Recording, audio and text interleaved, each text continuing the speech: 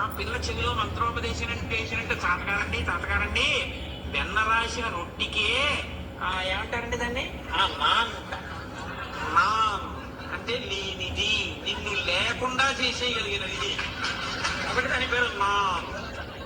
అటువంటిది ఏదో మనం ఆర్డర్ ఇస్తే వాడు అవేవో పట్టుకొచ్చి అక్కడ పెడితే అది ఏం తినాలి, ఎలా తినాలి, అసలు ఆ కూర ఏమిటి, ఆ పులుసు ఏమిటి, అసలు ఆ పేరు ఏమిటి, ఏ పేరు చెప్తే ఏం తెస్తాడో, తెచ్చిన తర్వాత నువ్వేం తింటావో, ఏ ప్రాయశ్చిత్తం చేసుకోవాలో ఏది. పూర్వం ఏదో ఇడ్లీ పెసరట్టు ఉప్మా పూరి ఉండేవి. వాడు కూడా పాపం చాలా సున్నిత మనస్కుడే. ఏమున్నాయి అంటే ప్రతి వాడి దగ్గర గోత్రనామాలు చెప్పించుకున్నట్టు పూజలో ప్రతి వాడి దగ్గరికి వెళ్ళి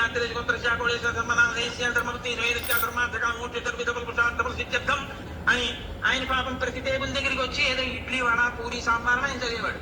అందులో వాడు పక్కవాడిని అడిగి సంప్రదించి ఏదో పెద్ద యజ్ఞం చేసినట్టు ఇద్దామంటే వాడు తెస్తే తినేవాళ్ళం. ఇప్పుడు వాడు చెప్పడే, వాడు దక్షిణామూర్తి అట్టబారేస్తాడు. అది మీరు చదువుకోవాలి, చదువుకుంటే అర్థం అవ్వద్దు. అది లలితా సహస్ర భాష్యం కన్నా కఠినంగా ఉంటుంది.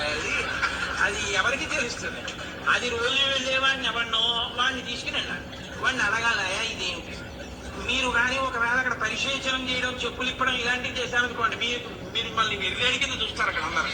కాబట్టి మీరు కూడా బూట్లు అవి వేసుకుని మీ చేత్తో మీరు తినకూడదు.